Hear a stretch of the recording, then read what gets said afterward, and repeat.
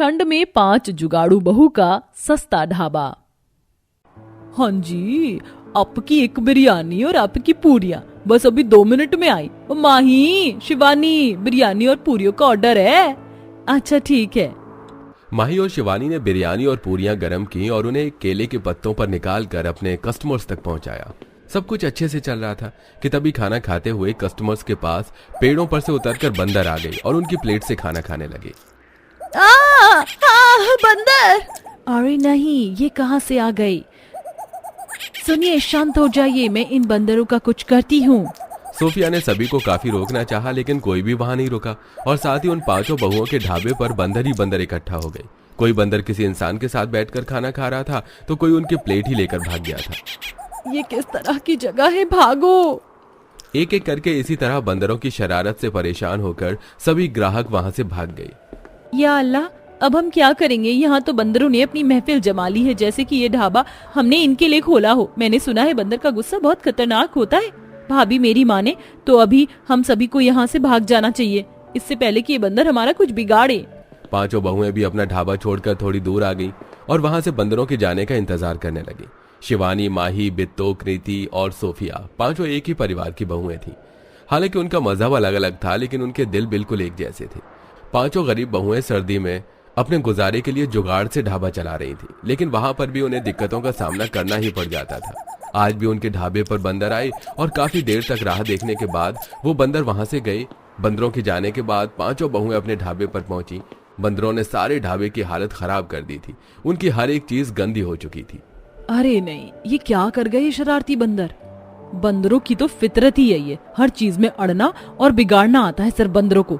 अब कहने से क्या होगा, वो तो अपना काम कर गए, अब सफाई का काम हमारा है। शिवानी ने ऐसे बोला ही था कि तभी ढाबे के अंदर से माही की आवाज आई। या अल्लाह, क्या बात है माही! शिवानी भाभी देखो, इन बंदरों ने तो हमारे ढाबे का बनाया हुआ सारा खाना भी बिगाड़ दिया और राशन का कट्टा खोला तो उसमें चूहे थे। हे भगवान, सब कुछ सत्यानाश हो गया आज तो। सभी बहुओं का अपने ढाबे की ऐसी हालत देखकर दिमाग खराब हो रहा था, लेकिन उन 5 ने ही धीरज से काम लिया और अपने ढाबे की सफाई की। जिन पत्थरों पर बैठाकर वो लोगों को खाना खिलाती थी, उन्होंने उन्हें नदी से पानी ला लाकर साफ किया। सर्दी का मौसम था और ऐसे में ठिठुरते हुए उन्होंने इस काम को पूरा किया। कितनी सर्दी है! हिम्मत रख कृति, सब कुछ सही हो जाना है। कृति और बित्तू ने पत्थर धोए और माही और शिवानी ने ढाबे की रसोई को संभाला और सोफिया ने सारे ढाबे की जमीन पर झाड़ू वगैरह लगा दी। जरा सी ही देर में सभी बहुओं ने अपने ढाबे को फिर से चमका दिया और वो ग्राहकों की राह देखने लगी। दोपहर से लेकर शाम होने को आ गई, लेकिन कोई ग्राहक उनके ढाबे पर नहीं आया। लोगों की राह देखते देखते आंखें थक गईं, लेकिन कोई नहीं आया। अब हम क्या करें? आज की घटना के बाद मुझे नहीं लगता कि कोई अब हमारे ढाबे पर आना पसंद करेगा। शायद अब हमें घर चलना चाहिए। रात भी होने को है, ऐसे में यहाँ जंगल के बाहर रहना सही नहीं है। सभी को समझाकर माही उस जंगल के पास से ले आई और 5 बहुएं अपने घर आ गईं।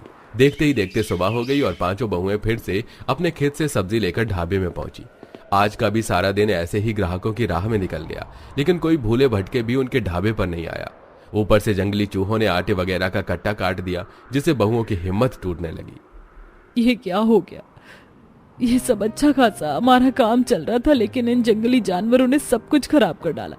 अभी तो हमारी जिंदगी में खुशी आना शुरू हुई थी, लेकिन देखो फिर से दुखों के जाल ने हमें घेर लिया। रो नहीं शिवानी भाभी, हिम्मत रखो। जिंदगी में उतार चढ़ाव तो आते ही रहते हैं और सब कुछ ठीक हो जाएगा। क्या खाक सब कुछ ठीक होगा? अरे अगर हम कुछ अच्छा भी करें तो भी सब कुछ बिगड़ ही जाता है। हमसे नहीं तो कुदरत ही उसे बिगाड़ देती है। क्या फायदा इतना जुगाड़ करने का? ये कैसी बेकार की बातें कर रही हो तुम दोनों? अरे तुम तो इस तरह हिम्मत हार रही हो जैसे कि ये परेशानियां तुमने जिंदगी में पहली बार देखी हो। भूल गई क्या वो दिन कि जिस तरह जुगाड़ों से हमने इस काम को शुरू किया था? अरे हम तो गांव की जुगाड़ू बहुएं कहलाती हैं और जुगाड़ू लोग हार नहीं मानते, जुगाड़ करते हैं। हम इस मुसीबत का भी कोई हल निकाल ही लेंगे जैसे पहले निकाला था। बित्तो की बात सुनकर सभी बहुएं अपने पुराने दिनों में खो गईं कि किस तरह उन्होंने अपना ढाबा बनाया था। पतियों का तो साथ छोड़ आए, लेकिन अब हम लोग क्या करेंगे? न रहने को छत है, न खाने को काम। जुगाड़ करेंगे और क्या। और वैसे भी अगर हम बस एक छत के लालच में अपने पियक्कड़ पतियों के साथ रहते तो अब तक तो नौबत आ गई होती खुदकुशी करने की। तो आपने क्या सोचा? हमने घर से निकलने से पहले ही सब कुछ सोच लिया था। हम अपने पतियों से अलग अपने खेत में घर बनाकर रहेंगे और खेत की सब्जियों से खाना बना बना कर हम एक ढाबा खोलेंगे। जुगाड़ का घर तो समझ आता है, लेकिन हमारे हाथ में तो इस वक्त 1 रुपया नहीं है, ऐसे में ढाबा? हर चीज जरूरी नहीं है कि पैसे से ही मिले, कुछ चीजों में दिमाग लगाना पड़ता है। बिट्टो ने ऐसे बोलकर बात को खत्म कर दिया। पांचों बहुएं अपने शराबी पतियों को छोड़कर अकेले रहने का फैसला कर चुकी थी, जिसके लिए वो अपने खेत में आ गई और वहीं की छोटी सी जमीन पर अपना छोटा सा तिरपाल वाला घर बना लिया। अब सवाल था कि वो अपना ढाबा कहाँ बनाएंगी। इसीलिए वो भटकने लगी और चलते चलते वो एक ऐसी जगह पहुंची जहां से जंगल शुरू होता था। अरे वाह, कितनी सुंदर जगह है, जंगल का शुरुआती रास्ता। क्यों ना हम अपना ढाबा यहीं बना ले। वैसे भी किसी बसावट वाली जगह गए तो लोग जगह नहीं देंगे। यहाँ कुदरत की सुंदरता है, यहाँ हम जैसे भी जुगाड़ कर देंगे वो अच्छा ही लगेगा। सही कहा, हम यहाँ पर लकड़ियों से जुगाड़ करके अपना छोटा सा ढाबा बनाएंगे जिसमें हम कुकिंग करेंगे।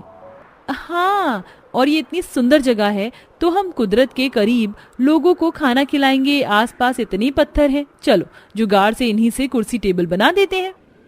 सही कहा, और लोगों को खाना खिलाने के लिए केले के पत्तों का इस्तेमाल अच्छा रहेगा। जब आसपास इतनी हरियाली है तो वो माहौल के हिसाब से बहुत अच्छे रहेंगे। सही कहा, और खाना बनाने के लिए हम मिट्टी के बर्तन बनाएंगे जिनमें खाना स्वादिष्ट और अच्छा बनेगा।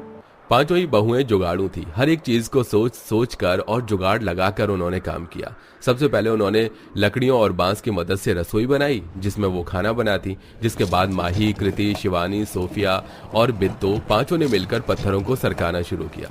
उन्होंने छोटे पत्थरों को एक बड़े पत्थर के इर्द गिर्द लगाया और ऐसे ही उन्होंने 4-5 पत्थर के टेबल कुर्सी से तैयार कर दिए। सर्दी का मौसम था और ऐसे में पांचों बहुएं पसीने में नहा रही थी।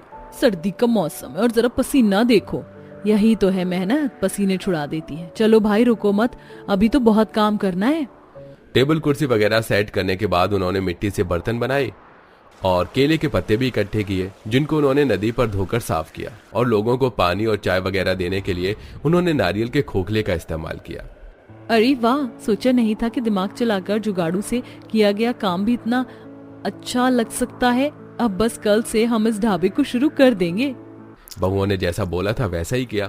उन्होंने अगले ही दिन से अपना ढाबा शुरू कर दिया, जो कि पहले ही दिन काफी अच्छा चला। सर्दी के मौसम में कुदरत के बीच बैठकर खाने में लोगों को बहुत अच्छा लग रहा था और साथ ही साथ उनका खाना काफी सस्ता भी था। हमारे यहाँ बिरयानी, पूरी सब्जी, छोले भटूरे, कटलेट और मछली चावल मिलते हैं और हर चीज की फुल प्लेट मात्र 50 रुपए।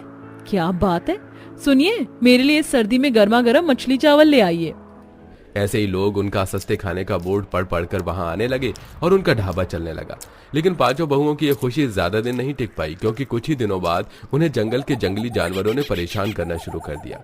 कभी बंदर आकर उनके ग्राहकों को भगा देते तो कभी चूहे उनके राशन को काट देते थे, जिसकी वजह से बहुएं अब अपनी हिम्मत हारती जा रही थी। कुछ याद आया कि इस तरह इस सबको हमने खड़ा किया था। मुश्किलें तो लगी ही रहती हैं, लेकिन यकीन रखो कोई भी मुश्किल या मुसीबत हमसे बड़ी नहीं हो सकती है। बिट्टो की बातों से सभी के अंदर हिम्मत आई और उन्होंने अपना जुगाड़ू दिमाग चलाना शुरू किया। सही कहा, कोई भी दिक्कत या परेशानी हमसे ज्यादा नहीं है, हम इसका हल भी ढूंढ लेंगे। शायद मुझे समझ आ रहा है कि क्या करना है। भाभी, जैसे मच्छरों को रोकने का तरीका मच्छरदानी है, वैसे ही हम बंदर को रोकने के लिए भी कोई जाल बना सकते हैं। सही कहा, और रही बात चूहों की, तो क्यों ना हम कुछ बिल्ली पाल लें। उनके डर से चूहे नहीं आएंगे और कस्टमर्स के लिए भी ये मजेदार होगा। माही और कृति की बात सभी को सही लगी। बस फिर क्या था, वहीं जंगल में कुछ बांस के पेड़ थे। पांचों बहुओं ने उन्हें काट लिया और बांस से एक जाल जैसा बनाया, जिससे उन्होंने गोलाई में अपना ढाबा सिक्योर कर दिया और अंदर आने के लिए उसमें एक दरवाजा भी बनाया। ये काम आसान नहीं था, उन्हें ऐसा करने में 1 हफ्ता लग गया। लेकिन जब वो बनकर तैयार हुआ तो बहुएं खुद से उसे देखती रह गईं, क्योंकि वो बहुत सुंदर लग रहा था। उन्होंने चूहे से बचाव को बिल्ली भी पाली और अब उनका ढाबा फिर से चल निकला। लोग दूर दूर से उसमें आते थे और अब उनके हालात सुधर चुके थे। हालात सही हो जाने की वजह से उनके पति भी लालच में उनके पास आए, लेकिन बहुओं ने उन्हें भगा दिया और वो अपनी मेहनत से खुशी खुशी रहने लगी। निहारिका गाड़ी में बैठी होती है और अपने ससुराल के बारे में सोचती है। पता नहीं कैसा होगा मेरा ससुराल। विदाई तो हो गई मेरी, अब अपने ससुराल जाने का इंतजार है। माँ से पूछा तो था, उन्होंने भी मुझे कुछ बताया नहीं। अब तो ससुराल पहुंचकर ही पता चलेगा ससुराल का घर कैसा है। निहारिका अपने ससुराल के बारे में सोच रही थी तभी उसकी आंख लग जाती है और वो गाड़ी में ही सो जाती है। कुछ घंटे बीतने के बाद उसका पति सौरभ उसे नींद से जगाता है। अरे निहारिका, अरे उठ जाओ, देखो तुम्हारा ससुराल आ गया है, निहारिका। सौरभ के इतना कहते ही निहारिका की आंखें खुल जाती हैं और वो उठकर गाड़ी से बाहर आती है। वो देखती है चारों तरफ घना जंगल, बड़े बड़े पहाड़ और बहुत बड़े पेड़ थे। सबसे खास बात यह कि वहां बहुत बड़ा झरना बह रहा था और पास में ही नदी भी थी। क्या हुआ, क्या सोच रही हो? यही सोच रही हो कि जंगलों में कहाँ आ गई हो? नहीं नहीं, ऐसा नहीं है, मैंने तो कुछ और ही सोचा था और ये कुछ और ही निकला। झरने के पास मेरे ससुराल का घर है। देखा जाए तो ये जगह बहुत खूबसूरत है। झरना बह रहा है, घर के पास में गार्डन है, यहाँ तितलियाँ पक्षी उड़ रहे हैं और ताज़ी हवा, और इतना बड़ा घर, ये तो यहाँ की रौनक को और भी बढ़ा रहा है। मुझे यकीन था कि तुम्हें अपना ससुराल पसंद आएगा। चलो अब अंदर चलते हैं। सौरभ के कहने पर निहारिका अपने ससुराल के अंदर गृह प्रवेश करती है, जहां उसका गृह प्रवेश उसके सास और नंद बहुत अच्छे से कराती हैं। आओ बहू, इस घर में तुम्हारा स्वागत है। सच में भैया, भाभी बहुत खूबसूरत है। भाभी अपने पैरों के कदम जमीन पर रखते हुए अंदर चली आओ।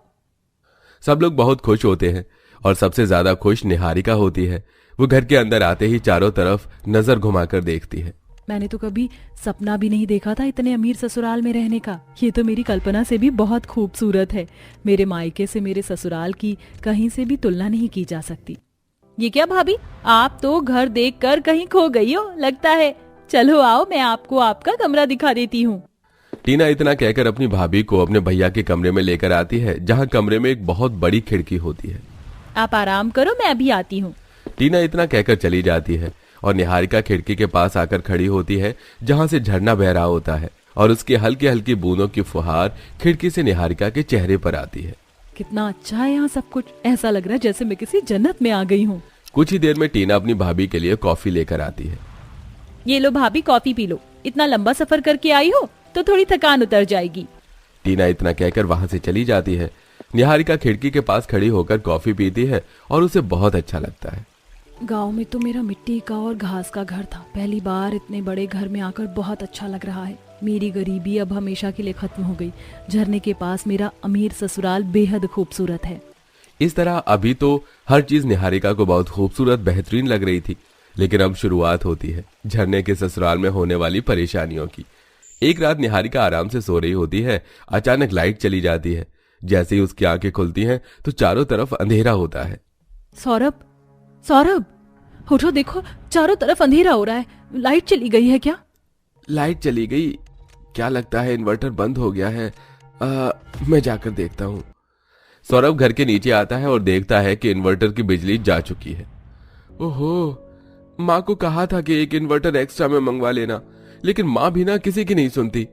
अब ये इन्वर्टर वाला फोन भी नहीं उठा रहा। सौरभ वापस अपने कमरे में आ जाता है। देखो, हमारे यहाँ बिजली का कनेक्शन नहीं है क्योंकि हमारा घर यहाँ झरने के पास में है। हम लोग इन्वर्टर का इस्तेमाल करते हैं और वो फिलहाल डाउन हो चुका है। कल दूसरा इन्वर्टर आ जाएगा। देखो, चिंता मत करो, आराम से सो जाओ। सौरभ की बात सुनकर निहारिका को थोड़ी सी संतुष्टि होती है और वो सोने की कोशिश करती है। कुछ देर बाद अचानक से उसे भेड़ियों के चिल्लाने की आवाज आती है। भेड़ियों की आवाज से निहारिका की तुरंत नींद खुल जाती है और वो डर से कांपने लगती है। ये कैसी आवाज थी? कुछ समझ नहीं आ रहा, मुझे तो बहुत डर लग रहा है। सौरभ जी भी आराम से सो रहे हैं। सौरभ इतनी नींद में होता है कि निहारिका के उठाने पर भी नहीं उठता। निहारिका पूरी रात बैठे हुए ही बिता देती है। अगले दिन जब सवेरा होता है, घर में कहीं भी लाइट नहीं होती। चारों तरफ अंधेरा ही अंधेरा रहता है। चिंता मत करो बहू, शाम तक इन्वर्टर आ जाएगा। तभी सौरभ आकर कहता है, दरअसल माँ, इन्वर्टर आने में अभी 1 हफ्ता लग जाएगा। इन्वर्टर लाने वाला लड़का बीमार हो चुका है। इसका मतलब 1 हफ्ते तक हमारे फोन भी चार्ज नहीं होंगे। ओह नो, ये तो गलत हो गया। अब एकांत में झरने के पास ससुराल के अंदर बिना लाइट के चारों तरफ अंधेरा ही अंधेरा रहता है और अंधेरे में रसोई में काम करने में निहारिका को दिक्कत होती है। एक बार उसकी रसोई में सांप घुस आता है। बचाओ बचाओ, रसोई में सांप है, बचाओ बचाओ। निहारिका की आवाज से पूरा घर वहां इकट्ठा हो जाता है। इतने सारे लोगों को देखकर सांप भी डर के मारे वहां से भाग जाता है। कोई बात नहीं बहू, यहाँ का माहौल ही ऐसा है कि यहाँ छोटे मोटे जानवर आ ही जाते हैं। चिंता मत करो, कुछ नहीं होगा।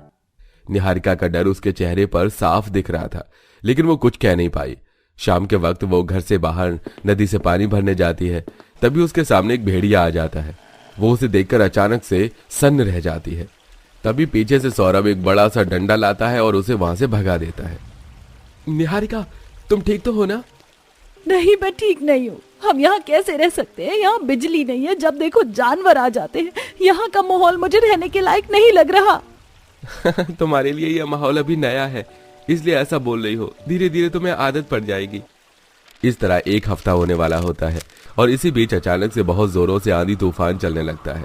बारिश इतनी जोर से हो रही थी कि झरने का जो नदी में पानी बह रहा था वो ऊपर आ चुका था और उनके घर के नीचे चारों तरफ पानी भर चुका था। हम लोग कहाँ जाएं? इस घर के नीचे जितने भी कमरे हैं और जितना भी हॉल है, चारों तरफ पानी ही भरा हुआ है। हमें ऊपर के कमरों में ही रहना होगा। जरूरत के हिसाब से सामान ले चलो। पुष्पा के ये कहने पर निहारिका, सौरभ और टीना सभी मिलकर जरूरत के हिसाब से सामान ऊपर ले आते हैं। ऊपर के कमरों में ही रसोई बनाकर वो खाना पीना बना लेते हैं। लेकिन 2 दिन बाद राशन खत्म हो जाता है। बहू, खाने के लिए कुछ नहीं है क्या? कुछ नहीं है माँ जी। 1 हफ्ते से ऊपर हो गया, पानी बढ़ता ही जा रहा है। अब हम लोग क्या करें? चिंता मत करो, सब ठीक हो जाएगा। मेरा मानना तो यह है कि हमें यहाँ से किसी तरह निकलना चाहिए। अगर हम यहाँ फंसे रहे तो भूख प्यास से तो मर ही जाएंगे। क्या पता हमें कोई मदद मिल जाए। निहारिका के कहने पर परिवार उसकी बात मान लेता है और वो घर के नीचे के हिस्से में आने लगते हैं। सीढ़ी से उतरते हुए वो देखते हैं कि पानी चारों तरफ भरा है। वो आधे पानी में डूबे होते हैं और आधे बाहर। पूरा परिवार अब पानी में चलते हुए बाहर आने की कोशिश कर रहा था, लेकिन इस वक्त एक बहुत बड़ा मगरमच्छ उनकी तरफ आने लगा। मगरमच्छ! अरे भागो यहाँ से, नहीं तो मगरमच्छ हमें खा लेगा। मगरमच्छ को देखते ही पूरा परिवार तुरंत पानी से निकलकर फिर से ऊपर की तरफ जाने लगता है और मगरमच्छ उनके पीछे पूरी स्पीड से आ रहा होता है। जैसे तैसे वो अपनी जान मगरमच्छ से बचाते हैं। यह हालत देखकर निहारिका फूट फूट कर रोने लगती है। भले ये जगह खूबसूरत है, हसीन है, लेकिन ये जगह रहने के लायक नहीं है। यहाँ का वातावरण, यहाँ का मौसम कभी भी बदल सकता है। आमतौर पर इंसानों के रहने के लिए ये जगह ठीक नहीं है। आप लोगों को यहाँ से हटकर गांव में रहना चाहिए था। शायद वहाँ पर ये सारी परेशानियां कभी नहीं होती। निहारिका के ये कहने पर घर के सभी लोगों को समझ आता है कि ऐसी जगह सिर्फ घूमने के लिए ही ठीक है, रहने के हिसाब से ठीक नहीं है। हाँ बहू, तुमने बिल्कुल सही कहा। हम सब समझ रहे हैं, तुम चिंता मत करो। जैसे ही इस मुसीबत से हम बाहर निकलेंगे, हम गांव में अपना घर ले लेंगे। इस तरह पूरा परिवार जान तो बचा लेता है, लेकिन कई दिन तक उन्हें भूखे प्यासे रुकना पड़ता है। पानी जैसे ही बिल्कुल धरती पर आ जाता है, वो अपना सामान लेकर वहां से निकल आते हैं और निकलने के बाद गांव में अपना घर खरीद लेते हैं। माँ जी देखो, यहाँ कितने सारे गांव हैं और कितने सारे लोग हैं। अगर हमें कोई परेशानी भी होगी तो हम किसी से मदद मांगकर अपनी समस्या का समाधान कर सकते हैं। लेकिन उस एकांत जगह में रहना हमारे लिए ठीक नहीं था। तुमने सही कहा बहू, इसीलिए तो हम वहाँ से यहाँ गांव में आ गए। लेकिन हम उस घर को छोड़ेंगे नहीं। हमारा घर वहाँ भी रहेगा। जब कभी मौसम अच्छा होगा तो घूमने के लिए जाया करेंगे। हाँ माँ, आपने बिल्कुल सही कहा। वैसे ये परेशानियों को देखकर मैं भी कई बार आपसे इसके बारे में बात करना चाहता था, लेकिन आपकी इच्छा के लिए मैंने कभी आपसे बात करना ठीक नहीं समझा। लेकिन आज आपको खुद ही सब समझ आ गया, सिर्फ निहारिका की वजह से। भाभी, अब तो आप खुश हो ना? अब यहाँ ना तो किसी जानवर की आवाज आने वाली है और ना ही कोई सांप आपको हाय हेलो बोलने रसोई में आने वाला है। यहाँ सिर्फ इंसान ही इंसान है। अब आप आराम से रह सकती हो यहाँ। हाँ हाँ मेरी प्यारी नंद जी, यहाँ मैं आराम से रह सकती हूँ। इस तरह गरीब बहू अपने झरने के ससुराल को छोड़कर अपने परिवार वालों के साथ गांव में आकर खुशी से रहने लगती है। जो चीज इतनी खूबसूरत और अच्छी लगती है, अक्सर उस चीज में कई नुकसान भी होते हैं जो हमारे लिए और हमारे परिवार के लिए ठीक नहीं होते।